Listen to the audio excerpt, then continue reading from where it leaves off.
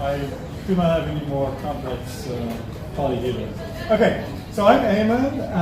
I work at Google here in San Francisco, work on Firebase security rules, but today I'm going to talk about privacy and how you as developers and engineers can and should be protecting the privacy of your users.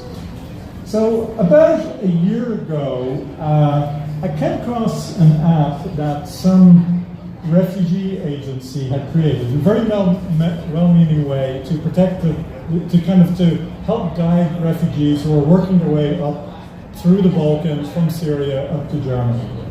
And it gave resources for how to find, food and shelter in Greece, in Macedonia, and so forth. But it had a fatal flaw. It wanted to know what country people were in. It captured fine geographical information and sent it via plain, unprotected HTTP back to their backends. So these were people who had very good reason to not want people to know where they were from the authorities in the area, and also very good reason not to have the people who were fleeing know where they were, given they had family members background. So this is an example of someone where the privacy expectations of a refugee fleeing up to the Balkans is very different from the privacy expectations that you or I might have. Another example closer to home is the people in our community who are kind of fearing being discovered by ICE, for example. So these are probably your neighbors, your probably co-workers, people who are undocumented or who have family who are undocumented. So there's very reason to believe that ICE is using whatever means necessary to find these people, including looking at their online presence and their devices. So again, another example of people where privacy is very important. There's also a large kind of group of people who have different privacy expectations than the majority. People who are in the LGBT community, especially in areas that are less tolerant than here, who have a kind of a understanding of privacy which is not the kind of the type of understanding that your typical user that you might, if you do a user study of your app and ask about privacy, will find. I'd actually recommend this book a lot from Sarah Jamie Lewis. It's a series of essays by people in various parts of these communities, kind of describing how they view privacy and how the view is quite different from the majority community. And something that's really quite heartrending is the implications for people who are suffering from domestic abuse. So there's a couple of aspects here. First of all, the abusers tend to kind of control their victims by controlling their online activity and their devices. And the way people escape, the way the victims escape from this is often by surreptitious accounts, by getting secondary devices through a friend. And when they finally do escape to an area of safety, what makes that safe is their ability to remain hidden from their abusers. So these are all kind of cases where there's people who have very kind of particular expectations of privacy that the average user of your app or your website may not have. So I would posit that when you're thinking about your users, and if you're a moderately successful app, you'll have many users, but a small proportion of them will be these very vulnerable people who will expect to be protected, and where the consequences of their privacy being violated are very dire. Now, how about the majority? Like there's a general kind of sense that privacy is dead. There's no more privacy anymore. But I don't think that's actually true. And if you look at the amount of data breaches recently, people are starting to awaken to this, and the understanding of how your identity can be stolen is becoming more and more of an issue. So I would say that even from kind of a business point of view, the reputational risk of privacy violations has now been risen to the point where even aside from the kind of ethical view of trying to protect the vulnerable people, there is a business motivation for protecting privacy. But even if you were like unbowed by all of that, you probably will be forced to make change. If you're creating an app or creating a website, there's something coming next May that is going to make a huge difference. So has anyone heard of GDPR? Is that something people have heard of? Okay, good. Handful of people. I think all of you, anyone who's creating apps, anyone who's creating websites, will know all about this in a year's time. So this is new privacy laws that are coming into force in Europe next May. So as you probably know, the laws in Europe on privacy are much more stringent than the laws here, for example. But the GDPR is essentially upping the ante on that, making it more consistent, and it is essentially making it apply worldwide.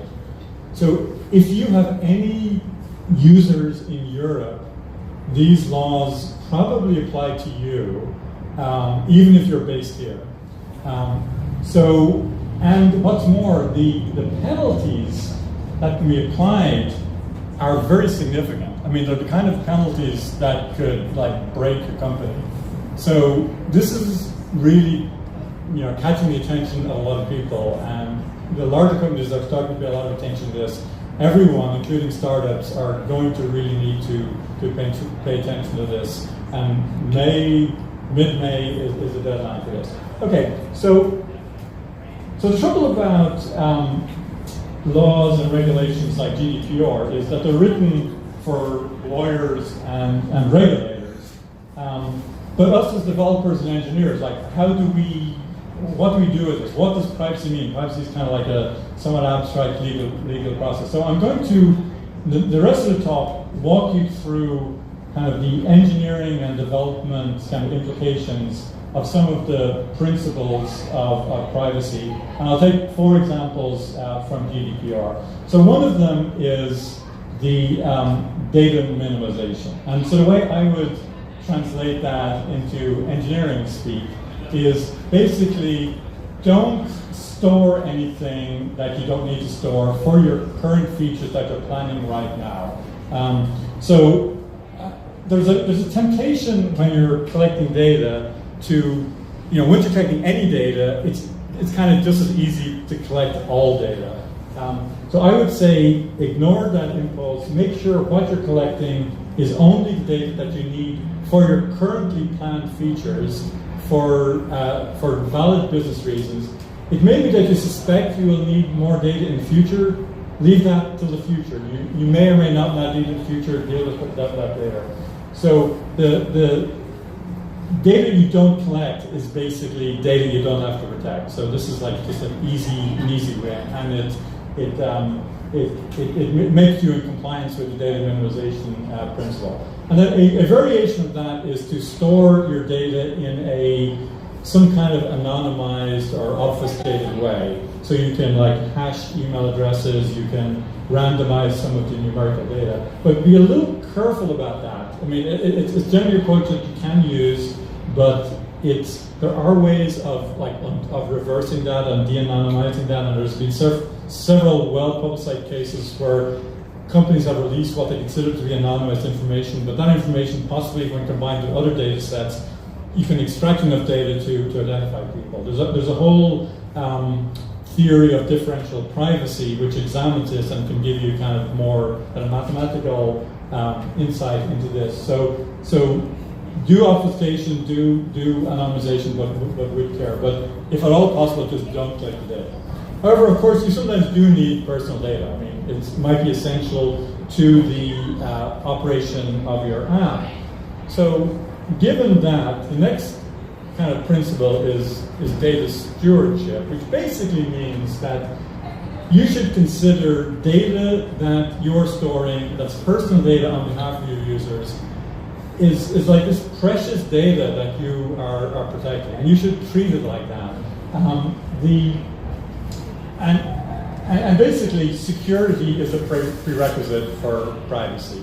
So use all the all the standard security techniques. You should make sure your data is encrypted at rest. You should make sure your data, when transferred between data centers, is encrypted. So both those, hopefully, if you're running on a cloud platform, your cloud provider is probably taking care of that, but you should check to make sure that's the case. For things that are more in your control, like sending data from the client to the back end, you should be using HTTPS. There's no excuse anymore to be using HTTP. Certificates are basically free at this point. And if it makes sense for your particular use case, you might want to consider end-to-end encryption. If it makes sense for like one user to be communicating with another user without you necessarily needing to know what the data is. Now the key exchange is tricky, but Signal, for example, has figured out a way to do this, and their code is open source. So this is addressing the threat of outsiders kind of attacking your system and getting access to your internal data. But you also need to think about insider attack. So the question is, how well do you trust all of your coworkers, all of the coworkers who have access to your data? Well, hopefully you're working in a place where you do indeed trust your coworkers, but you shouldn't have to rely on that trust. And also you should consider the fact that an attacker could subvert the credentials, could get the credentials of one of your employees or yourself and operate on behalf of you to access your back-end systems. So the basic lesson here is you should pay really careful attention to all of the ways in which access is given to your back-end systems. So for example, you should make sure that you're using two-factor authentication on your cloud account that you use to log into your back-end, to your GitHub accounts, to your continuous integration accounts. So lock all those down tight. You might want to consider if your cloud provider provides some kind of way of giving different roles, different accesses to different parts of your backends. So for example, you want to make sure that only developers who have got a good business reason to look at user data can do so, maybe while they're debugging a particular user problem. And have that audited in an auditable log, for example. So again, look at what your cloud provider provides. They likely provide some capabilities that will allow you to do that. So so far we've talked about security issues, which are kind of boring but necessary things to do. Let's go on to something a little more interesting in looking at the next two features. So here's another two kind of rights that GDPR gives. One is the right to data portability, and the other is the right to erasure. We sometimes, certainly in Google, we refer to these as takeout and wipeout. So takeout is basically the right that any of your users using your app, using your website, if you're storing their data, they have a right to be able to download that data or to transfer it to another system. That's takeout. Wipeout basically says if a user deletes their account with you, you should delete all of their data and be sure that you're deleting all of your data. So both of these have one kind of common, like, hard engineering problem, which is how to identify all data of a particular user, which in a modern system is actually kind of non-trivial. The data may be scattered in multiple databases, maybe in blob stores, maybe in message buses, maybe in logs, maybe in caches, and you have to be able to guarantee, I mean, according to GDPR, you have to be able to guarantee that when a user deletes their account, all the data about that user is deleted. So a significant engineering challenge. So what I'm going to do is, just as a final wrap up, I'm going to dive into a case study of a particular wipeout case that we worked on. In one particular scenario. It's not the most general scenario. The basic scenario is we have this serverless system where a user out on the internet is connected to a database or has their phone or their JavaScript connects to an internet connected database, direct connected database, where the access to that database is controlled by an authentication system which has rules that determine what the user is allowed to access in that database. So the database is obviously not exposed to the not all parts of the data are exposed to all users. And the way users are identified is via an authentication system. So the question is, how would we implement wipeout for such a system? So some things that are a little tricky is that this database is a schemaless NoSQL database. So there's no like set way in which the user data could be stored there. And we also want to be able to do this in general for any kind of app that's stored in that database.